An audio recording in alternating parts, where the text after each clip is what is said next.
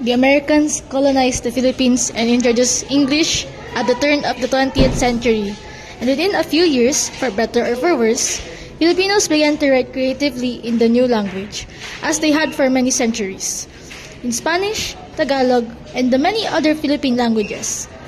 By 1910, a group of Filipino students in America had put together the first Philippine collection of poems in English. And by 1925, we had our first acknowledged classic short story in English, Paz Marquez Benitez, Dead Stars. Since then, many thousands of short stories and scores of story anthologies have been produced by Filipino writers, a good number of whom have had their work published internationally.